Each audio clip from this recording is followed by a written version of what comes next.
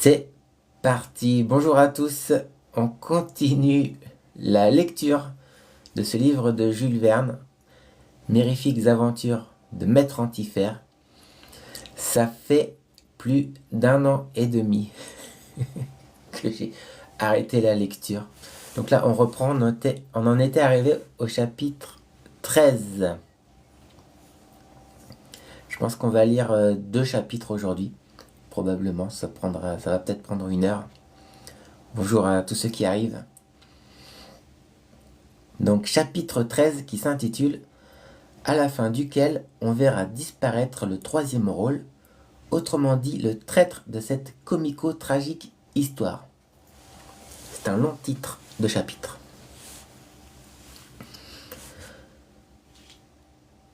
Tant d'émotions, de bouleversements, de transes, de troubles, de secousses, d'alternatives, d'espoir et de désespoir. C'était décidément plus que n'en pouvait supporter Maître Antifère. Les forces physiques et morales, même celles d'un capitaine au grand cabotage, ont des limites qui ne sauraient être dépassées. Le trop éprouvé oncle de Juel dut prendre le lit dès qu'il eut été reconduit à l'hôtel. La fièvre le saisit, une fièvre violente avec délire, dont les suites pouvaient être fort graves. Quelles décevantes images obsédaient son cerveau. Cette campagne interrompue juste au moment où elle allait aboutir. L'inutilité de nouvelles recherches, cet énorme trésor dont on ne connaîtrait jamais la place. Ce troisième îlot perdu en quelques parages ignorés. La seule pièce susceptible d'en donner la situation exacte, détruite, anéantie, brûlée par cet abominable clergyman. Cette latitude que même la torture ne lui ferait pas indiquer, puisqu'il l'avait volontairement, criminellement oubliée. Oui, il était à craindre que la raison très ébranlée du malouin ne résistât pas à ce dernier coup, et le médecin, appelé en toute hâte, ne regarda pas comme impossible qu'il fût bientôt frappé d'aliénation mentale.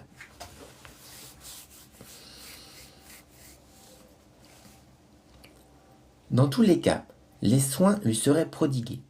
Son ami Gilda Trégomin et son neveu Juel ne le quitteraient pas d'un instant, et, s'il se rétablissait, ils auraient droit à toute sa reconnaissance. Dès sa rentrée à l'hôtel, Juel avait mis Ben Omar au courant, et par lui, Saouk n'ignorait rien des refus du révérend Tircomel. Il est aisé d'imaginer à quel degré monta la colère du faux Nazim. Mais cette fois, elle ne se révéla pas par des manifestations extérieures. Nous entendons ces actes de violence qui, invariablement, retombaient sur l'infortuné notaire. Tout se concentra en lui, et peut-être imagina-t-il que ce secret qui échappait à Maître Antifère, il saurait l'obtenir et l'utiliser à son seul profit. C'est à ce résultat, d'ailleurs, que tendirent ses efforts, et l'on put observer qu'il ne se montra à l'hôtel ni ce jour-là, ni les jours qui suivirent. Quant au gabarit, après le récit de Juel relatant la visite au clergyman, il avait dit « Je crois bien que l'affaire est enterrée maintenant. N'est-ce pas ton avis, mon garçon ?» En effet, monsieur Trégomin, et il me paraît impossible que l'on fasse parler un pareil têtu. Drôle tout de même, ce révérend auquel on vient apporter des millions et qui les refuse. Apporter des millions, répliqua le jeune capitaine en secouant la tête. Tu n'y crois pas, Juel, tu as peut-être tort. Comme vous avez changé, monsieur Trégomin. Dame, depuis la trouvaille des diamants, évidemment, je ne dis pas que les millions sont sur le troisième îlot, mais enfin, ils y seraient. Par malheur, puisque ce clergyman ne veut entendre à rien, on n'en connaîtra jamais le gisement. Eh bien non, monsieur Trégomin, et malgré les 2 diamants de Mayumba, rien ne m'ôtera de l'idée que ce pacha nous réservait une énorme mystification. Dans tous les cas, cela menace de coûter cher à ton pauvre oncle Juel. Le plus pressé à cette heure est de le tirer d'affaire, pourvu que sa tête y résiste. Soignons-le comme le feraient des sœurs de charité, et lorsque nous l'aurons remis sur pied, lorsqu'il aura la force de faire le voyage, je pense qu'il consentira à revenir en France, à reprendre sa tranquille vie d'autrefois. Ah, monsieur Trégomin, que n'est-il donc dans la maison de la rue des Hautes Salles? Et toi, près de notre petite Énogate, mon garçon. À propos, penses-tu à lui écrire? Je lui écrirai aujourd'hui même, monsieur Trégomin. Et cette fois, je crois pouvoir lui annoncer notre retour définitif. Quelques jours s'écoulèrent. L'état du malade ne s'était pas aggravé. Après avoir été très forte d'abord, la fièvre tendait à diminuer. Mais le médecin se montrait moins rassuré pour la raison du pauvre homme.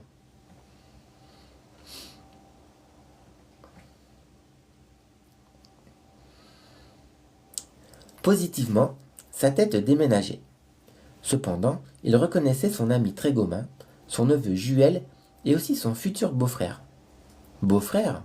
Entre nous, si une personne du sexe charmant risquait de rester indéfiniment fille, n'était-ce pas mademoiselle Talisma Zambuco, attardée sur les confins de la cinquantaine et guettant non sans impatience dans son gynécée de Malte l'apparition de l'époux promis. Or, pas de trésor, pas de mari, puisque l'un était le complément de l'autre. Il suit de là que ni le gabarier ni Juel ne pouvaient quitter l'hôtel. Le malade réclamait sans cesse leur présence. Il exigeait que jour et nuit, ils fussent dans sa chambre, écoutant ses doléances, ses récriminations, et surtout les menaces qu'il proférait contre l'horrible clergyman. Il ne parlait de rien moins que de le poursuivre en justice, devant les cours de bourg, devant les juges de paix ou les shérifs, jusque devant la cour criminelle supérieure, la cour de justiciari qui siège à Édimbourg. Les juges sauraient bien l'obliger à parler. Il n'est pas permis de se taire lorsque l'on peut, d'un mot, jeter dans la circulation du pays une somme de 100 millions. Il doit y avoir des peines pour ce crime-là, les plus sévères, les plus terribles. Et si le gibet de Tyburn ou autres ne sont pas destinés aux malfaiteurs de cette espèce, qui donc mériterait d'y être pendu, etc. Et, du matin au soir, Maître Antifère ne tarissait pas. À tour de rôle, Gilda Trégomin et Juel se relayaient près de lui, à moins qu'une violente crise ne les obligeât à rester ensemble. Le malade voulait s'élancer hors de son lit, quitter sa chambre, courir chez le révérend Tyrcomel, lui casser la tête à coups de revolver. Il ne fallait rien moins que la vigoureuse poigne du gabarier pour le contenir. Aussi, bien qu'il eût le plus vif désir de visiter cette superbe cité d'Édimbourg, faite de pierre et de marbre, Gilda Trégomin fut-il contraint d'y renoncer. Plus tard, lorsque son ami serait en voie de guérison, ou tout au moins revenu au calme, il se dédommagerait. Il irait visiter le palais d'Holyrood, l'ancienne résidence des souverains d'Écosse, les appartements royaux, la chambre à coucher de Mary Stuart, telle qu'elle était au temps de l'infortunée reine. Il remonterait le Canongate jusqu'au Castle, si fièrement campé sur son roc de basalte. Là où l'on voit encore la petite chambre dans laquelle vint au monde l'enfant qui devait être Jacques VI d'Écosse et Jacques Ier d'Angleterre. Il ferait l'ascension de cet Arthur Sith qui ressemble à un lion couché lorsqu'on le regarde du côté de l'ouest et d'où la vue, à 247 mètres au-dessus du niveau de la mer, peut embrasser toute la ville, bosselée de collines, comme la cité des Césars, jusqu'à Leith, qui est le véritable port d'Édimbourg sur la baie du Forth, jusqu'à la côte de Fife, jusqu'au pic du Ben Lomond, du Ben Lady, des Lammermuir Hills, jusqu'à la mer sans limite. On fait un peu de géographie.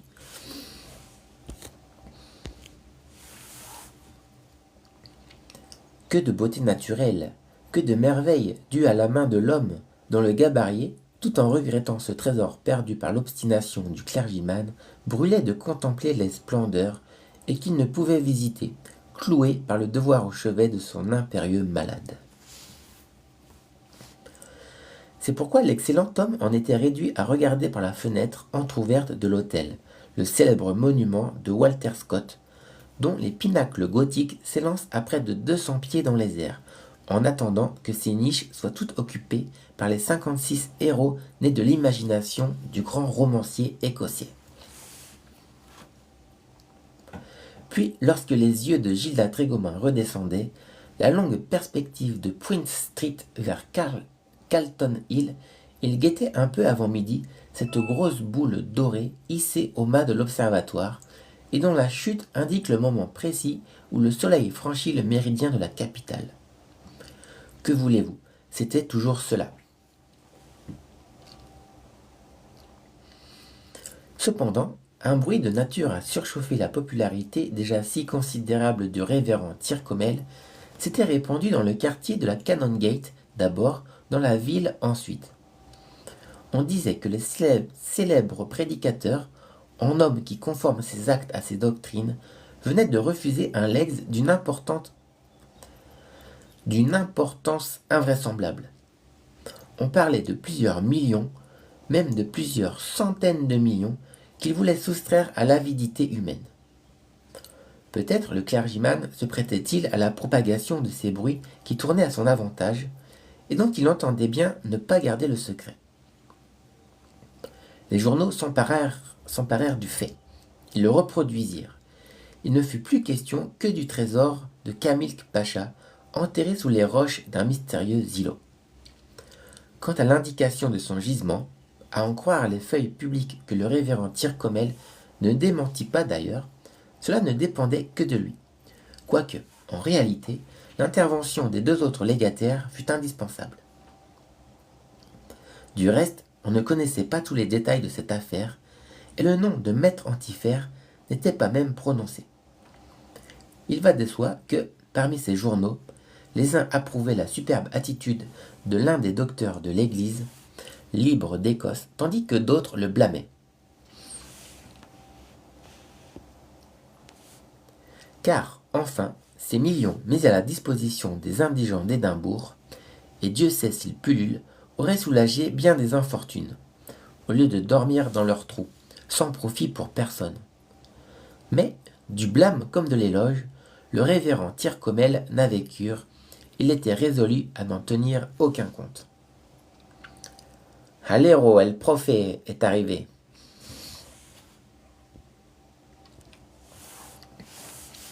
Il est facile d'imaginer ce que fut le succès du premier sermon qu'il prononça à Throne Church, au lendemain de ses révélations.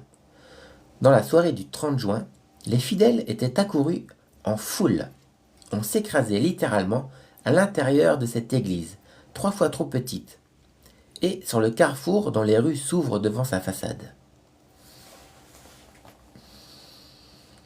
Lorsque le prédicateur parut en chair, il y eut un tonnerre d'applaudissements. On se serait cru au théâtre. À l'instant où le rideau se relève sur un artiste rappelé par les hurrahs enthousiastes de la salle. 100 millions, 200 millions, 300 millions, on finirait par arriver aux milliards.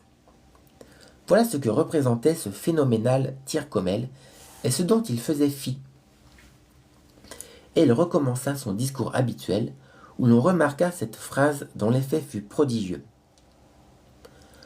Un homme est là qui, d'un seul mot, pourrait faire sortir des entrailles du sol des millions par centaines. Et ce mot, il ne le dira pas. Cette fois, et pour cause, maître Antifère et ses compagnons ne se trouvaient point parmi les assistants. Mais derrière un des piliers de la nef, on aurait pu remarquer un auditeur de type étranger que personne ne connaissait. 30 à 35 ans au plus, cheveux et barbe noire, traits durs, physionomie peu rassurante. Comprenait-il la langue que parlait le révérend Tyrcomel ? Nous ne saurions l'affirmer. Quoi qu'il en soit, debout, dissimulé dans la pénombre, il dévisageait le prédicateur. Ses yeux, allumés de flammes, ne le perdaient pas de vue. Cet homme garda cette attitude jusqu'à la fin du sermon, et lorsque les dernières paroles eurent soulevé les applaudissements de l'auditoire, il s'ouvrit passage à travers la foule afin de se rapprocher du clergyman. Voulait-il donc s'attacher à ses pas, l'accompagner hors de l'église, jusqu'à sa maison de la Canongate ? Cela n'est que trop certain, puisqu'il joua des coudes avec une incomparable vigueur sur les marches du porche. Ce soir-là, le révérend Tyrcomel ne devait pas revenir seul à son domicile. un millier de personnes lui faisaient cortège, prêtes à le porter en triomphe. Le personnage susdit se tenait derrière lui, sans mêler ses cris à ceux de ses enthousiastes. Lorsque le populaire orateur fut arrivé devant sa maison, il gravit une des marches extérieures et adressa à ses fidèles quelques paroles qui provoquèrent de nouvelles salves de hurrahs et de hips. Puis il s'enfonça sous l'allée obscure, sans s'apercevoir qu'un intrus venait de l'y suivre.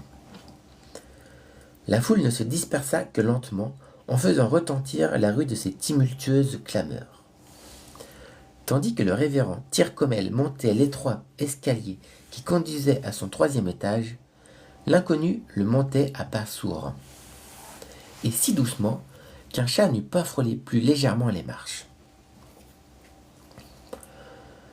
Le clergyman, arrivé au palier, entra dans sa chambre et referma la porte. L'autre s'arrêta sur le palier, se tapit dans un angle très obscur et attendit. Que se passa-t-il ? Le lendemain, les locataires de la maison furent surpris de ne point voir le clergyman sortir à son heure habituelle, dès le lever du jour. On ne l'aperçut même pas de toute la matinée. Plusieurs personnes qui venaient lui rendre visite frappèrent inutilement à sa porte. Cela parut si suspect que, dans l'après-midi, un des voisins crut devoir faire une démarche au bureau de police. Le constable et ses agents se transportèrent à la maison du clergyman.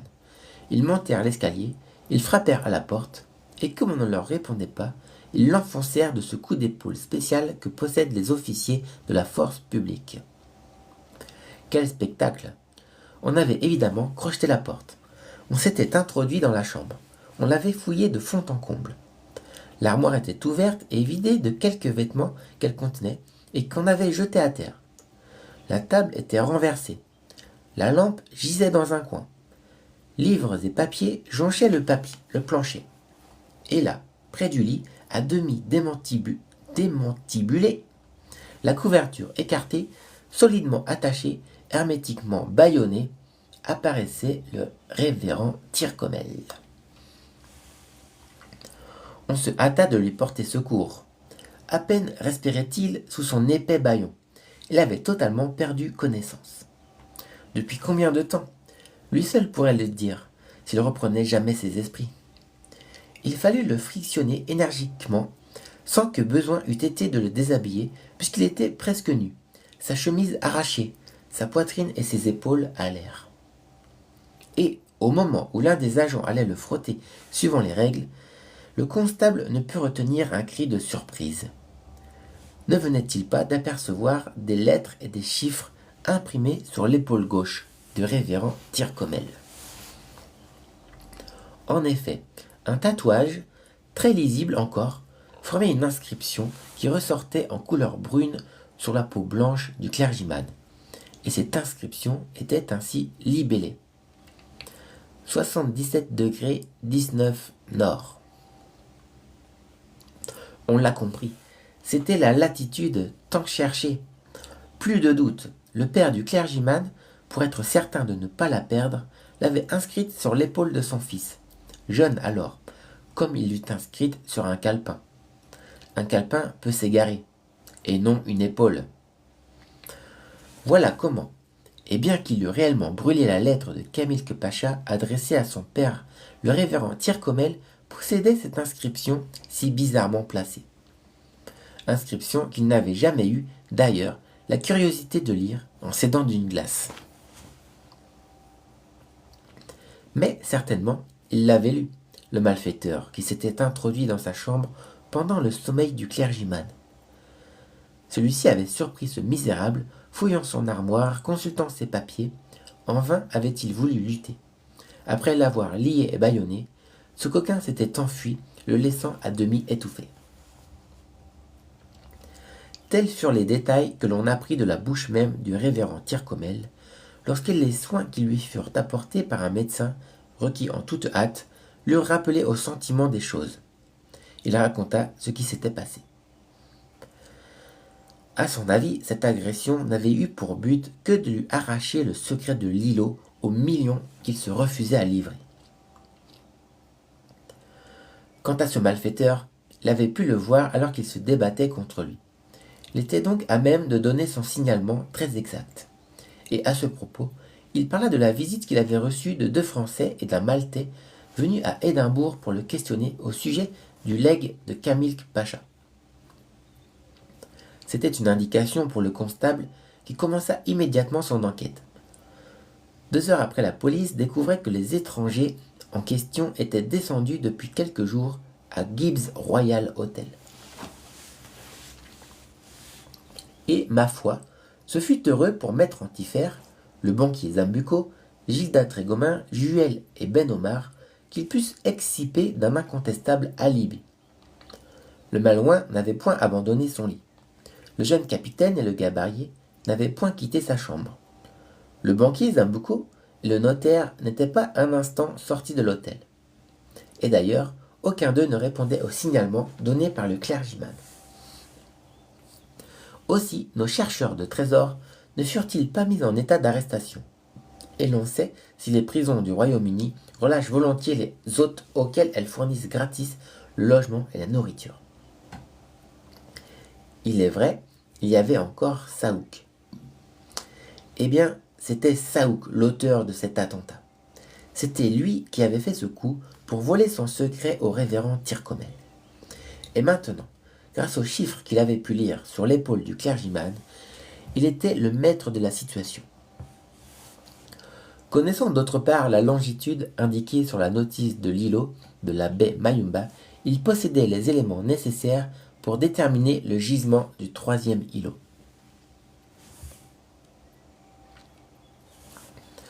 Infortuné Antifère, il ne te manquait plus que ce dernier coup pour devenir fou allié. En effet, d'après le signalement reproduit par les journaux, Maître Antifère, Zambucco, Gilda Trégomin et Juel ne purent en douter. C'était bien à ce Nazim, à ce clerc de Ben Omar, que le révérend Tyrcomel avait eu affaire. Aussi, lorsqu'ils apprirent qu'il avait disparu, ils tinrent pour établi 1. Qu'il avait pris connaissance des chiffres du tatouage. 2. Qu'il était parti pour le nouvel îlot afin d'entrer en possession de l'énorme trésor. Le moins étonné de tous fut Juel, dont on connaît les soupçons à l'endroit de Nazim, et, après lui, Gilda Trégomin, auquel le jeune capitaine les avait fait partager. Quant à la colère de Maître Antifère et de Zambucco, poussée aux dernières limites, elle trouva heureusement un exutoire dans la personne du notaire. Il va de soi que Ben Omar était plus certain que personne de la culpabilité de Saouk. Et comment aurait-il pu hésiter, étant au courant de ses intentions, le sachant homme à ne reculer devant rien, pas même devant un crime? Quelle scène entre toutes celles qu'avait subi le notaire! Par ordre de Maître Antifère, Juel alla le chercher et l'introduisit dans la chambre du malade. Malade, est-ce qu'on l'est jamais? Est-ce que l'on peut continuer de l'être en face d'une telle situation? Et puis, comme l'avait déclaré le médecin, si Maître Antifère était atteint d'une fièvre bilieuse, eh bien, il se présentait là une belle occasion d'épancher sa bile et de guérir à la suite de cet épanchement. Nous renonçons à décrire la manière dont fut traité le malheureux Ben Omar.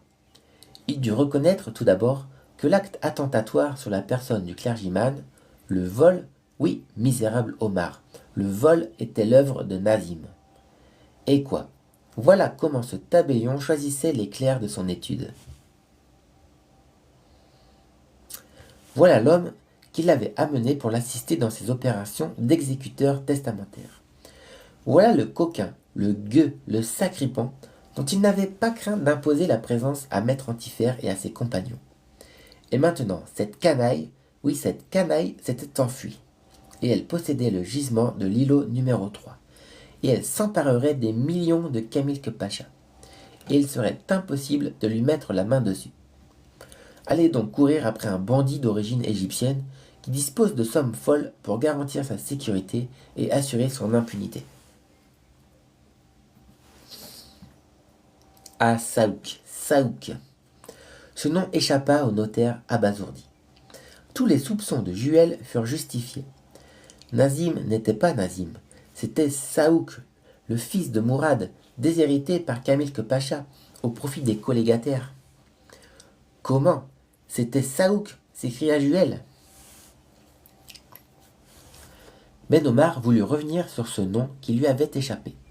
Sa contenance, sa terreur, son abattement démontrèrent trop visiblement que Juel ne se trompait pas. Saouk, répéta maître Antifère, qui s'élança d'un bond hors de son lit.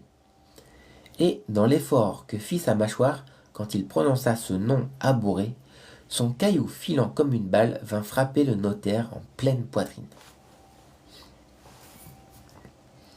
Et si ce ne fut pas ce projectile qui le renversa sur le plancher, ce fut du moins un maître coup de pied. Un coup de pied tel que jamais notaire d'Égypte ou d'ailleurs n'en a reçu au bas des reins.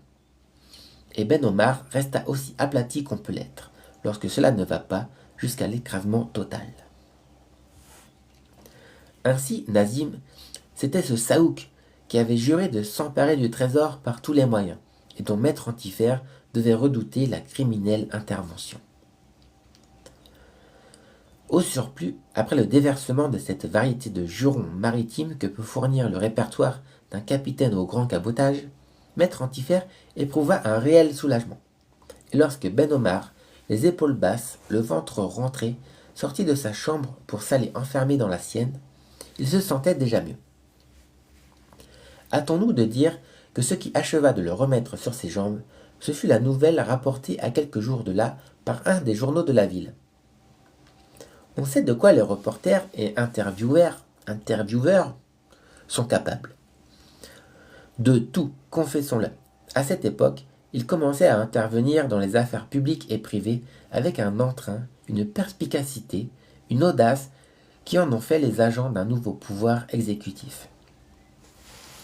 Or, il advint que l'un d'eux fut assez adroit pour obtenir communication du tatouage dont le père du révérend Tyrcomel avait illustré l'épaule gauche de son fils.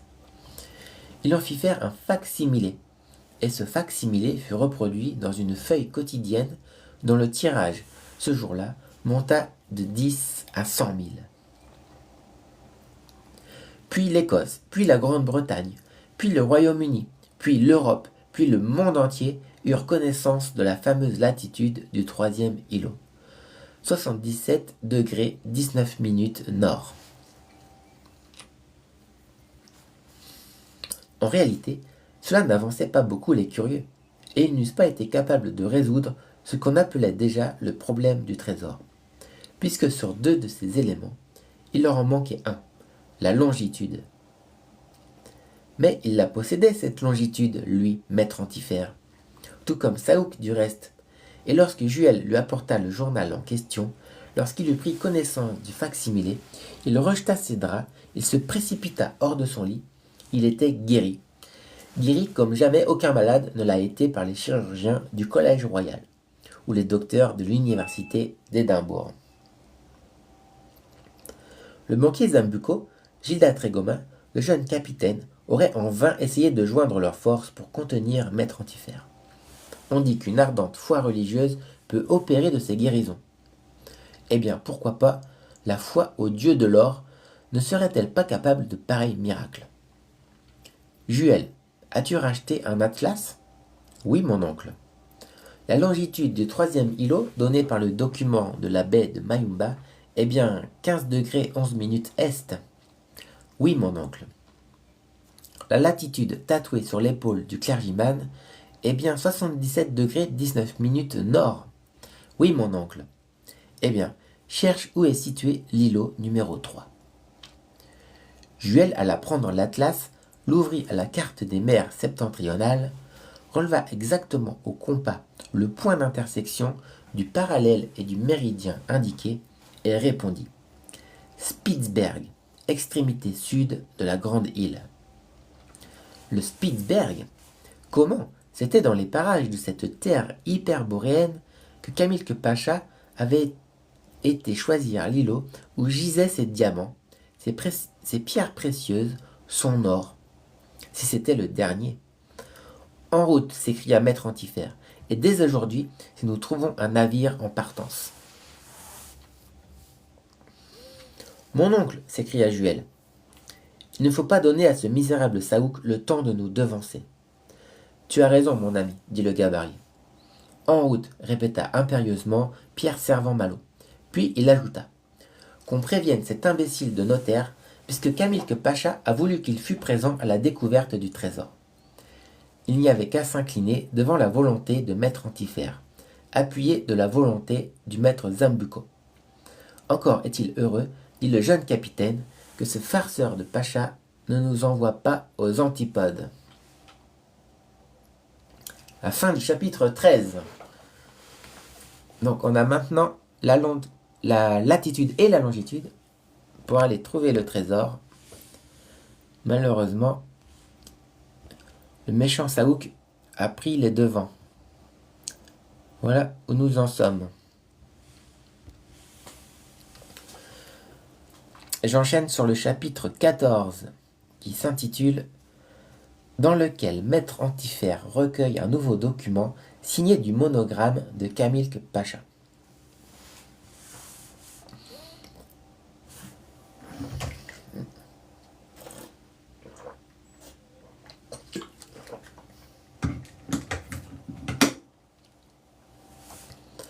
Maître Antifère et ses 4 compagnons, Ben Omar compris, n'avaient plus qu'à se rendre à Bergen, l'un des principaux ports de la Norvège occidentale. Résolution aussitôt prise, aussitôt mise à l'exécution. Étant donné que Nazim, autrement dit Saouk, avait une avance de 4 à 5 jours, il ne fallait pas perdre une heure. La boule de midi n'était pas tombée à l'observatoire d'Édimbourg que le tramway déposait nos 5 personnes à Leyte, où ils espéraient trouver un steamer en partance, Bergen étant la première étape tout indiquée d'un itinéraire qui devait aboutir au Spitzberg. Je vais regarder sur ma carte où ça se trouve Spitzberg. Spitzberg. C'est une île. C'est où? Faut que j'ouvre Google Maps.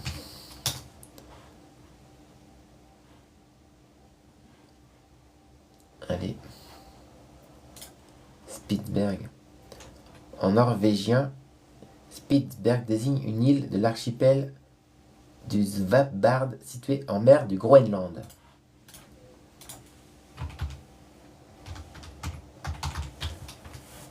Spitzberg, ok. Ils partent sur une île au large du Groenland.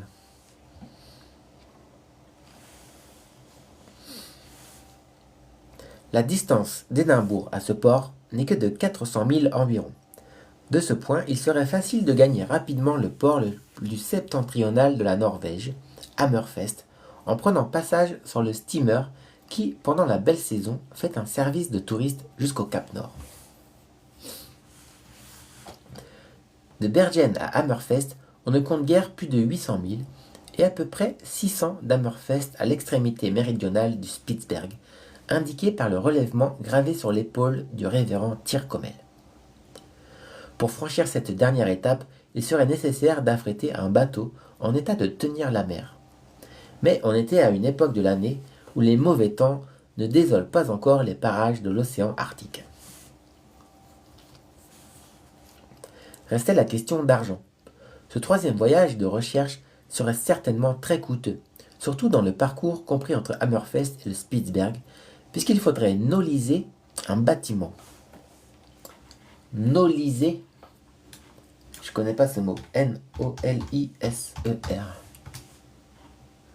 Ça veut dire affréter un bateau.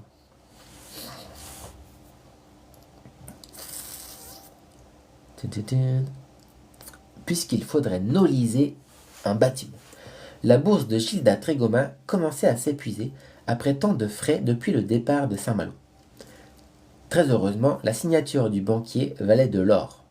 Il y a de ces gens particulièrement favorisés de la fortune qui peuvent plonger leurs mains dans n'importe quelle caisse de l'Europe. Zambuco était de ceux-là. Il mit son crédit à la disposition de son co-héritier. Les 2 beaux-frères compteraient ensuite. Le trésor, et à défaut du trésor, le diamant de l'un, n'était-il pas là pour lui permettre de rembourser à l'autre ce qu'il aurait avancé? Donc, avant de quitter Édimbourg, le banquier avait fait une visite très fructueuse à la Banque d'Écosse, où il trouva un excellent accueil. Ainsi lestés, nos voyageurs pouvaient aller au bout du monde, et qui sait s'il n'y allait point du train dont marchaient les choses. À Leith ou Leith, situé à 1,5 milles sur le golfe du Forth, il y a toujours nombre de bâtiments. S'en rencontrerait-il un qui fût en partance pour la côte norvégienne? Il y en avait un. Cette fois, la bonne chance semblait favoriser Pierre Servan-Malot. Si ledit bâtiment ne partait pas le jour même, il devait appareiller le surlendemain. C'était un simple navire de commerce, le steamer Viken, qui voulut bien prendre des passagers pour Bergen moyennant un bon prix. De la nécessité d'attendre 36 heures, pendant lesquelles l'oncle de Juel rongea son frein à le briser entre ses dents. Il ne permit même pas à Gilda Trégomin et à Juel d'aller flâner à Édimbourg, ce dont fut fort Marie, notre gabarit, bien que mise en appétit par les millions du pacha. Enfin, le matin du 7 juillet, le Viken démarra du bassin des docks, emportant Maître Antifère et ses compagnons, dont l'un succomba au premier coup de roulis. On devine lequel, dès que le bâtiment eut doublé le pier qui se projette d'1 mille sur le golfe. Bref, 2 jours après la traversée, n'ayant point été mauvaise, le steamer eut connaissance des hautes terres de Norvège, et vers 3 heures du soir, il entra dans le port de Bergen. Il va de soi qu'avant de quitter Édimbourg, Juel avait fait l'acquisition d'un sextant, d'un chronomètre, d'une connaissance des temps, destiné à remplacer les livres et instruments perdus lors du naufrage du Portalegre dans les parages de Mayumba. Évidemment, si l'on avait pu affréter à Leith un navire pour le Spitzberg, cela eût fait gagner du temps, mais l'occasion ne s'était pas présentée. Du reste, la patience de Maître Antifère, plus que jamais obsédée par l'image de Saouk, ne fut pas mise à une trop rude épreuve en ce port. Le paquebot qui fait le service du Cap Nord était attendu pour le surlendemain. Toutefois, ces 36 heures lui parurent ultra longues, ainsi qu'au banquier Zambucco. Ni l'un ni l'autre ne consentirent à quitter leur chambre de l'hôtel de Scandinavie. D'ailleurs, il pleuvait, car, paraît-il, la pluie tombe 3 jours sur 3 à Bergen, qui occupe le fond d'une sorte de large cuvette formée par les montagnes environnantes. Les Bergenois y sont faits. Cela n'empêcha point le gabarier et Juel d'employer leur loisir à parcourir la ville. Maître Antifère, entièrement guéri de sa fièvre, ne leur avait pas imposé de demeurer près de lui. À quoi bon, pour ce concert de malédictions dont il chargerait ce misérable Saouk qui les précédait sur le chemin du trésor. Les 2 collégataires se suffisaient.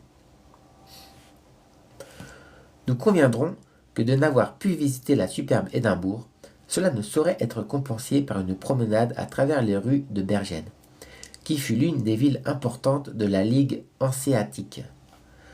Ce n'est pas plus intéressant que ne l'est un immense marché aux poissons. Il est vrai, jamais Gilda Trégomin n'avait contemplé tant de barils de harengs. Un tel déballage de ces morues pêchées aux îles Lofoden. Un pareil stock de ces saumons dont la consommation est si considérable en Norvège. Aussi, quelle odeur caractéristique, non seulement aux environs du quai accosté de quelques centaines de chaloupes, non seulement au voisinage de ces hautes maisons revêtues d'un robage blanchâtre, où s'opère la répugnante manipulation poissonnière, mais dans les magasins riches de bijoux anciens, de tapisseries antiques, de fourrures d'ours blancs et d'ours noirs, même jusqu'à l'intérieur du musée, jusqu'aux villas éparses sur les 2 bras du fjord, qu'une étroite langue de terre sépare d'un grand lac d'eau douce, bordé de pittoresques maisons de campagne. Bref, Gilda Trégomin et Juel avaient suffisamment arpenté la ville et ses environs, lorsque, dès les premières heures du 11 juillet, le paquebot vint faire escale à Bergen. À 10 heures, il en repartit avec sa cargaison de touristes désireux de contempler le soleil de minuit sur l'horizon du Cap Nord. Voilà un phénomène qui laisserait indifférent Maître Antifère et aussi le banquier Zambucco, et aussi le notaire Ben Omar, entendu comme une morue vidée sur le cadre de sa cabine. Une charmante traversée, cependant, que faisait là le Viken en longeant la côte norvégienne, ses fjords profonds, ses glaciers étincelants, dont quelques-uns descendent jusqu'au niveau de la mer. Ces montagnes d'arrière-plan aux cimes perdues dans le flottement des vapeurs hyperboréennes. Ce qui enrageait le plus Maître Antifer, c'étaient les arrêts du paquebot, combinés de façon à satisfaire la curiosité des touristes. C'étaient les escales aux endroits recommandés par les itinéraires. La pensée que Saouk devait avoir sur lui une avance de plusieurs jours l'entretenait dans un état d'irritation très désagréable pour ceux qui l'approchaient. Les remontrances de Gilda Trégomin et de Juel étaient inefficaces. Et si le malouin finit par mettre un terme à ses objurgations, c'était que le capitaine du paquebot le menaça d'un débarquement immédiat en cas qu'il persisterait à troubler la tranquillité du bord. Donc, malgré lui, Maître Antifer dut relâcher à Drontheim, la ville cité de Saint-Olaf, moins considérée que Bergen, mais plus intéressante peut-être. On ne s'étonnera pas que Maître Antifer et Zambucco eussent refusé de débarquer. Quant à Gilda Trégomin et Juel, ils profitèrent de leur loisir pour explorer la ville.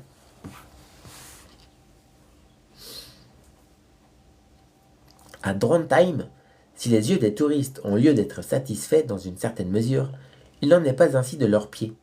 C'est à croire que les rues ont été pavées en tessons de bouteilles, tant elles sont hérissées de pierres pointues.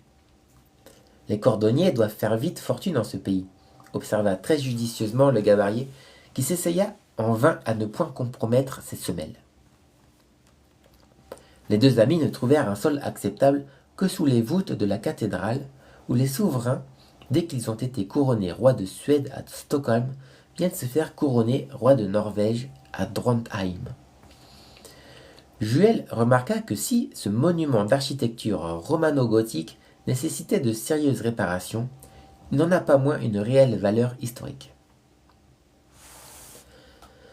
Après avoir visité consciencieusement la cathédrale, puis le vaste cimetière qui l'entoure, après avoir suivi les rives de cette large Nid, dont les eaux accrues ou décrues par le flot et le jusant arrosent la ville entre les longues estacades de bois qui servent de quai, après avoir, comme de juste, respiré les émanations ultrasalines du marché aux poissons, que Drontheim pourrait sans dommage changer contre celui de Bergen, après avoir traversé le marché aux légumes, presque uniquement approvisionné par les envois de l'Angleterre, enfin après s'être aventuré de l'autre côté de la Nid jusqu'au faubourg que domine une vieille citadelle, Gilda Trégomin et Juel revinrent à bord, exténués. C'était une très très longue phrase.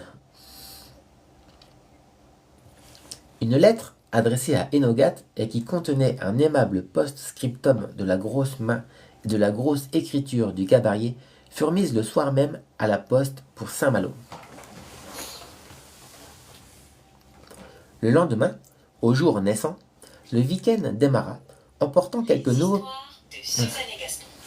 Excusez-moi, j'ai démarré la conteuse de ma fille avec mon pied. Donc, le lendemain, au jour naissant, le week-end démarra, emportant quelques nouveaux passagers, et il reprit sa route vers les hautes latitudes.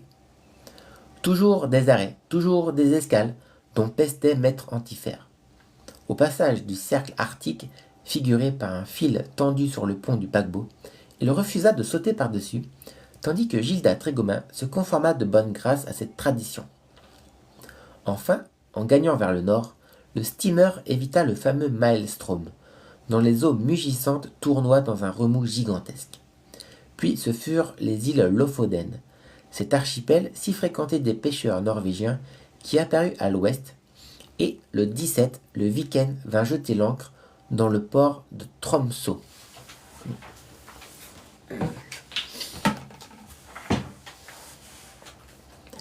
Dire que pendant cette traversée, il avait plu 16 heures sur 24.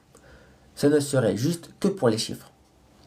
Mais le verbe pleuvoir est insuffisant à donner l'idée de pareil déluge.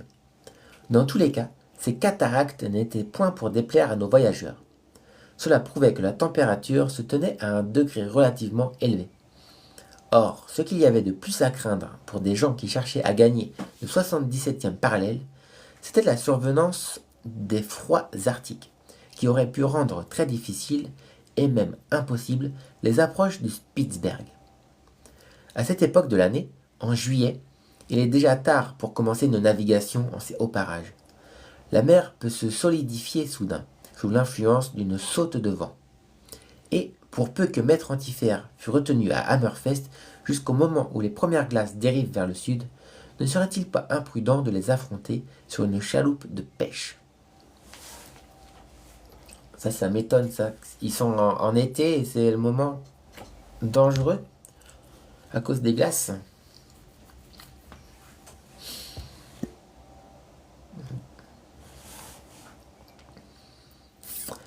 Aussi était-ce là une des préoccupations de l'une des plus sérieuses craintes de Juel. Et si la mer se prenait d'un coup, lui demanda un jour Gilda Trégomin. Si la mer se prenait, mon oncle serait homme à hiverner au Cap Nord pour attendre la saison prochaine. Si la mer se prenait, ça signifie, je pense, si la mer se transformait en glace.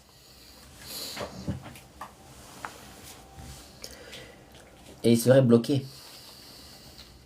Hé, mon garçon, on ne peut pourtant pas abandonner des millions, répliqua le gabarier. Décidément, il n'en démordait plus. L'ancien marinier de la Rance, que voulez-vous, les diamants de la baie de Mayumba ne lui sortaient plus de la tête. Et pourtant, après avoir cuit sous le soleil du Lohango, venir geler dans les glaciers de la Norvège septentrionale, satané pacha du diable, pourquoi s'était-il avisé d'enfouir son trésor en des régions invraisemblables? Le Viken ne relâcha que quelques heures à Tromsø, où les passagers purent pour la première fois se mettre en contact avec les indigènes de la Laponie. Puis, le matin du 21 juillet, il donna dans l'étroit fjord d'Hammerfest. Là débarquèrent enfin Maître Antifer et le banquier Zambuco, Gilda Trégomin et Juel, et aussi Ben Omar, encaqués comme poissons secs. Le lendemain, le Viken allait emporter les touristes jusqu'au Cap Nord, la pointe la plus avancée de la Norvège septentrionale. Mais il se souciait bien du Cap Nord, Pierre Servan-Malo. Ce n'est pas ce caillou géographiquement célèbre qui pouvait rivaliser dans son esprit avec l'îlot numéro 3 de la région Spitzbergienne. Comme il convient, on trouve un Nord-Pollen Hotel à Hammerfest, et c'est là que vinrent se loger le Malouin et sa suite. Les voilà maintenant dans la ville qui se trouve à la limite des contrées habitables. Environ 2000 habitants y occupent des maisons de bois, une trentaine de catholiques, le reste des protestants. Les Norvégiens sont des hommes de belle race, surtout les marins et les pêcheurs, malheureusement enclins à l'ivrognerie. Quant aux Lapons, ils sont petits, ce que l'on ne saurait reprocher à des Lapons, mais très laids de figure, avec leur immense bouche, leur nez de kalmouk, leur teint jaunâtre, leurs chevelures ébouriffées, comme une crinière, très travailleurs et très industrieux, il faut le reconnaître. Il y a presque du racisme dans ce Jules Verne. Presque. Dès qu'ils eurent retenu leur chambre à Nord-Pollen Hotel, Maître Antifer et ses compagnons, désireux de ne pas perdre une heure, allèrent à la recherche d'un bâtiment qui pût les transporter au Spitzberg. Ils se dirigèrent vers le port, alimenté par les eaux limpides d'une jolie rivière, contrebutée d'estacades sur lesquelles s'élèvent des maisons et des magasins, le tout empesté de l'odeur des sécheries voisines. Hammerfest est, par excellence, la ville du poisson et de tous les produits qu'on peut tirer de la pêche. Les chiens en mangent, les bestiaux en mangent, les moutons et les chèvres en mangent, et les centaines de bateaux qui vont travailler sur ces parages miraculeux en rapportent encore plus qu'on peut en manger. Ville singulière, en somme, cette Hammerfest, pluvieuse s'il en fut, éclairée par les longs jours de l'été, assombrie par les longues nuits de l'hiver, qui illuminent fréquemment le faisceau des aurores boréales d'une inexprimable magnificence. À l'entrée du port, Maître Antiphère et ses compagnons s'arrêtèrent au pied d'une colonne de granit coiffée d'un chapiteau de bronze aux armes norvégiennes et surmontée d'un globe terrestre. Cette colonne, érigée sous le règne d'Oscar Ier, est commémorative des travaux qui furent entrepris pour la mesure du méridien entre les bouches du Danube et Hammerfest. De ce point, nos voyageurs se dirigèrent vers les estacades au bas desquelles s'amarrent les bateaux et tout gréement et de tout tonnage, qui se livrent à la grande et la petite pêche sur les eaux de la mer polaire. Mais, demandera-t-on, comment vont-ils se faire comprendre? Est-ce que l'un d'eux sait le norvégien? Non, mais Juel savait l'anglais. Et grâce à cette langue cosmopolite, on a quelque chance d'être compris dans les pays scandinaves. En effet, la journée ne s'était pas écoulée que moyennant un prix certainement excessif, pourquoi y aurait-on regardé, un bateau de pêche, le Kroon, jaugeant une centaine de tonneaux, commandé par le patron Olaf, monté par un équipage de 11 hommes, était affrété pour le Spitzberg. Il devait y conduire ses passagers, il les y attendrait pendant leurs recherches, il chargerait les marchandises quelconques qu'il leur conviendrait d'embarquer, et il les ramènerait à Hammerfest. Bien, ils ont trouvé un bateau de pêche qui va les emmener sur l'île où ils pensent trouver un trésor. Heureuse circonstance pour Maître Antiphère, il lui sembla que les atouts revenaient à son jeu. En outre, Juel s'étant enquis si un étranger avait été vu à Hammerfest quelques jours auparavant, si personne ne s'était embarqué pour le Spitzberg. On avait répondu négativement à ces deux questions. Donc il ne paraissait pas que Saouk, ce misérable Omar, eût devancé les cohéritiers de Kamilk Pacha, à moins qu'il ne se fût rendu à l'îlot numéro 3 par une autre route. Mais y avait-il lieu de le supposer, puisque celle-ci est la plus directe. Le reste de la journée se passa en promenade. Maître Antiphère et le banquier Zambucco étaient persuadés cette fois qu'ils touchaient au but. Lorsque chacun alla se coucher vers 11 heures du soir, il faisait encore jour, et le crépuscule ne devait s'éteindre que pour se rallumer presque aussitôt aux irradiations de l'aube. À 8 heures du matin, le Kroon, aidé d'une bonne brise du sud-est, sortait du port sous ses voiles en pointe et mettait le cap au nord. Environ 600 milles à franchir. Cela demanderait au plus 5 jours si le beau temps favorisait cette dernière traversée. Il n'y avait pas à redouter la rencontre des glaces en dérive vers le sud, ni que les abords du Spitzberg fussent encombrés par les ice fields en formation.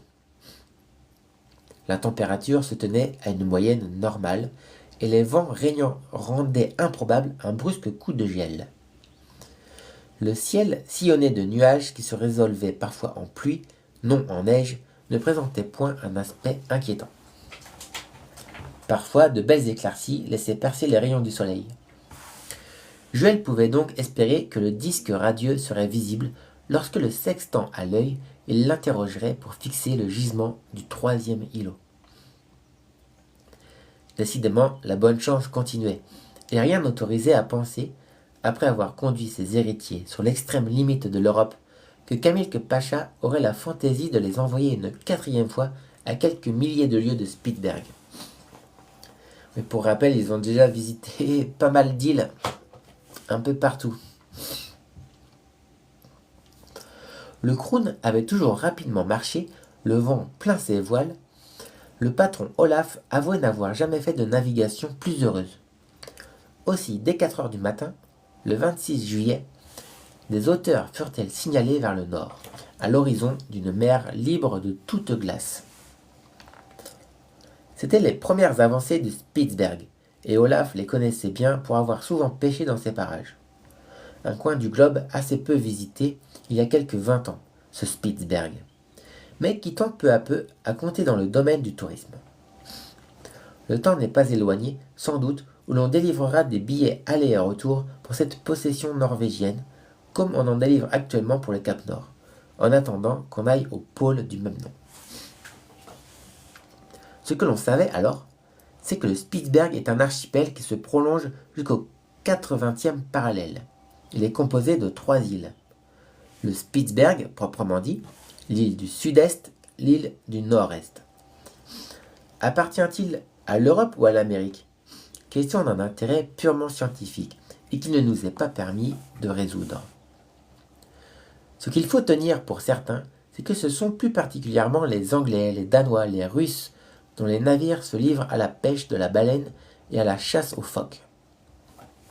En somme, peu importait aux héritiers de Kamilke Pacha que cet archipel fût d'une nationalité ou d'une autre, du moment qu'il allait leur livrer les millions bien dus à leur courage et à leur ténacité. Spitzberg. Ce mot indique des îles hérissées de roches pointues, escarpées, difficiles d'accès. Si ce fut l'anglais Willoughby qui le découvrit en 1553, ce furent les Hollandais Barents et Cornelius qui le baptisèrent de son nom. Non seulement cet archipel comprend 3 îles principales, mais ces îles sont entourées d'îlots nombreux.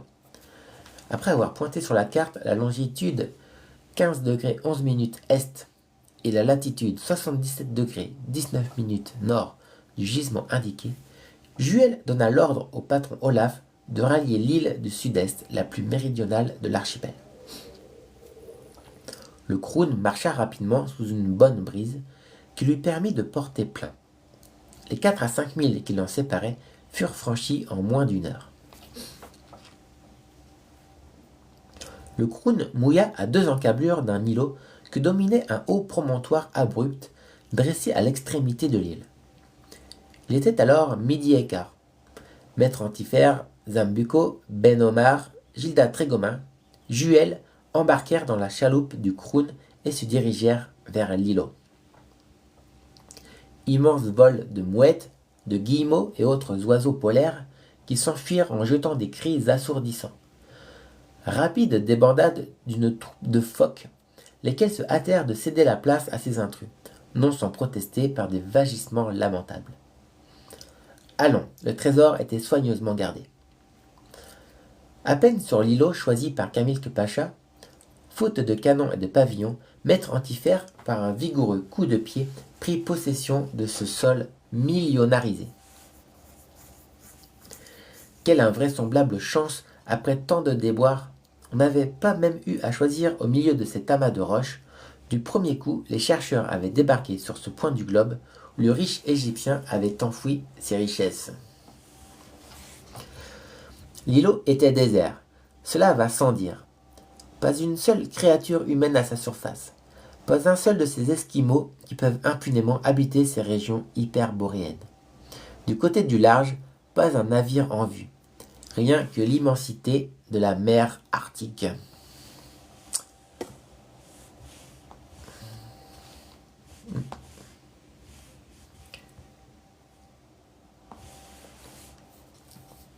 Alors à votre avis, est-ce que le trésor est enfin sur cette île?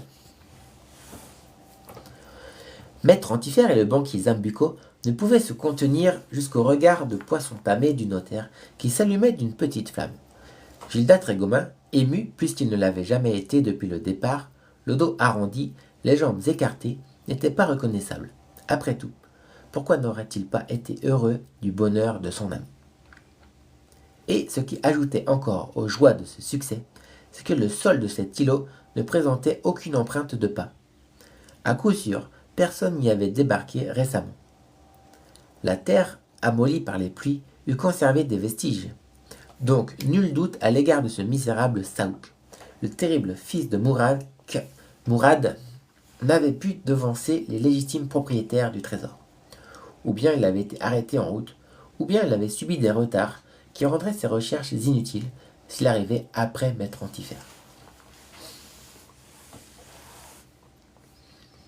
Ainsi que l'avait indiqué le premier document pour le premier îlot, le deuxième disait que les investigations devaient se porter sur l'une des pointes méridionales.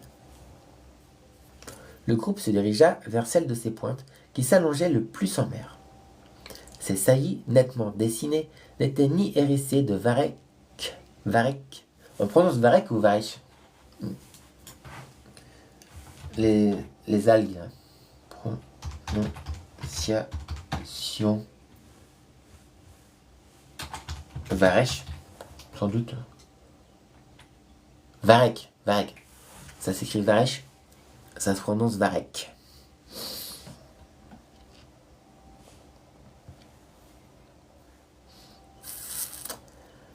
Ces saillies nettement dessinées n'étaient ni hérissées de varech, ni empâtées de neige, ce qui faciliterait les recherches.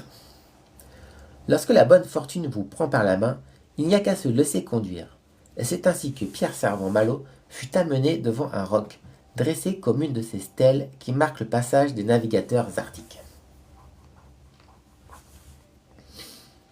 Ici, s'écria-t-il d'une voix étranglée par l'émotion. On accourut, on regarda. Sur la face antérieure de cette stèle apparaissait le monogramme de Camille Pacha, son double K, si profondément gravé que les morsures d'un climat polaire n'en avaient pu ronger les lignes. Tous demeurèrent silencieux, et tous, il faut bien l'avouer, se découvrirent comme s'ils fussent arrivés devant la tombe d'un héros. Et en vérité, si ce n'était qu'un simple trou, ce trou ne renfermait-il pas une centaine de millions? Mais n'insistons pas pour l'honneur de la nature humaine. On se mit à l'œuvre. Cette fois, pics et pioches eurent rapidement fait sauter les éclats de roche au pied même de la stèle. À chaque coup, on s'attendait à ce que le fer rencontrât les cercles métalliques d'un baril, ou en brisât les douves. Soudain, un grincement se produisit sous la pointe du pic que maniait Maître Antifère. « Enfin !» vociféra-t-il, en retirant le morceau de roche qui recouvrait la fosse au trésor.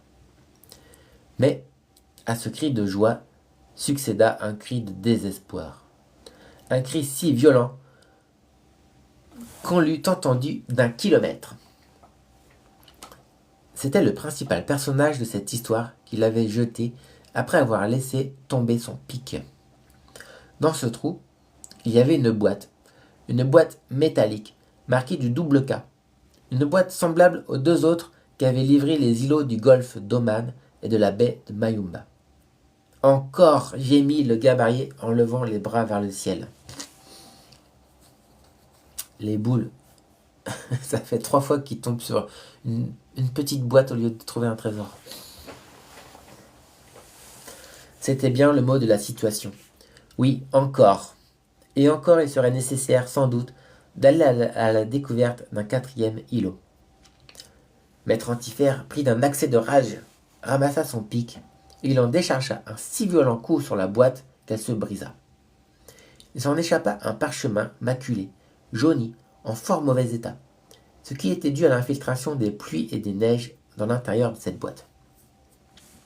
Cette fois, pas le moindre diamant qui fut destiné au révérend Tyrcomel, lequel n'avait pas eu à subir les dépenses de ses collégataires.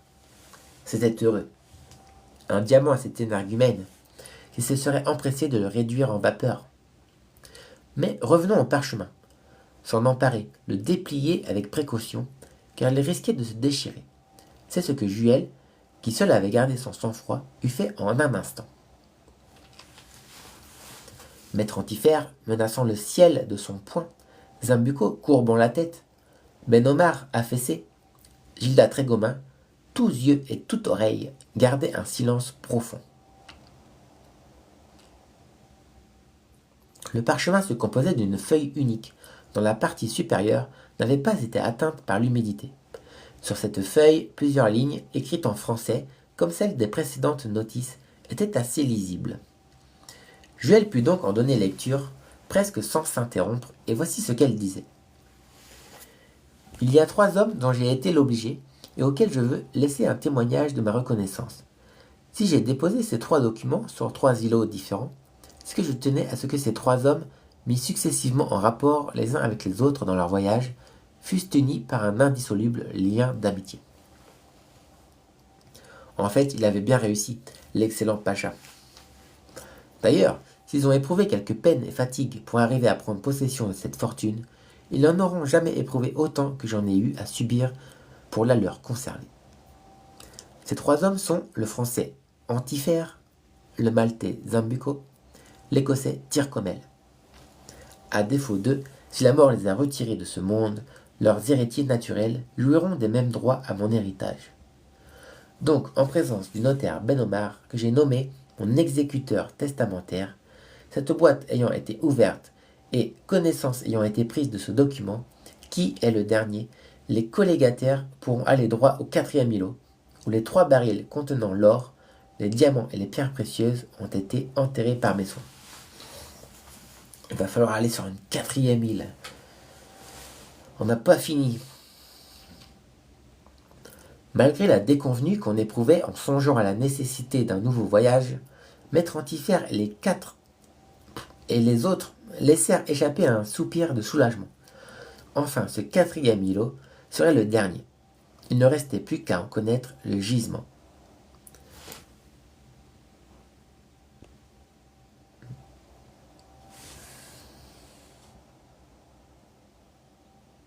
Qu'est-ce qu'il me dit là? Le live prendra fin? Non. TikTok. On continue. Pour trouver cet îlot, continua Juel, il suffit de mener. Malheureusement, la partie inférieure du parchemin avait été rongée. Les phrases étaient illisibles. La plupart des mots manquaient. Et le jeune capitaine essayait en vain de les déchiffrer. Îlot situé, loi géométrique. Va donc, s'écria Maître Antifère. Mais Juel ne pouvait continuer. Le bas du parchemin ne portait plus que des mots vagues qu'il cherchait vainement à relier entre eux.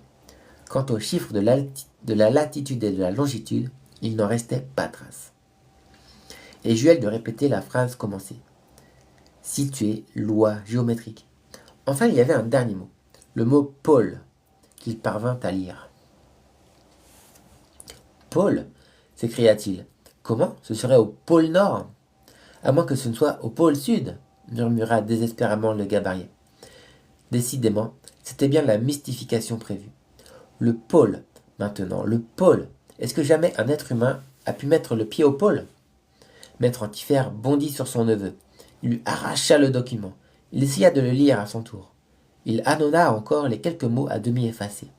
Rien qui permît de reconstituer les cordonniers du 4e îlot.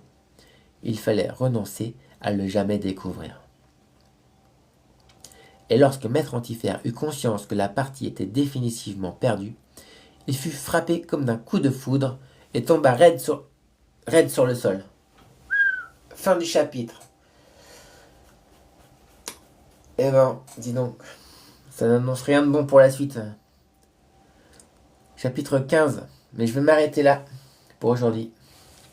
Il est midi dans mon pays. S'il y en a parmi vous qui ont des questions, qui ont envie de discuter, je peux rester quelques minutes en live. Sinon, je vais bientôt le couper. La prochaine fois, ce sera je sais pas quand. Pour le chapitre 15 qui s'appelle dans lequel on verra le doigt d'Enogat décrire une circonférence et quelles furent les conséquences de cette innocente distraction. Bien, et ben dis donc, on a fait déjà 3 voyages sur 3 îles différentes pour trouver ce fameux trésor. Maintenant, on sait que ce trésor est sur une 4e île, dont on ne sait rien. Que va-t-il se passer? Y a-t-il vraiment un trésor? On le découvrira plus tard.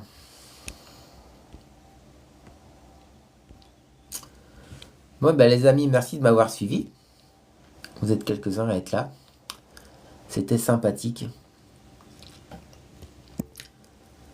Allez, je vous fais des petits bisous. Je vous dis à la prochaine. Et à bientôt. Bisous. Je coupe. Comment je coupe le live? Je sais pas. Comme ça. Terminé.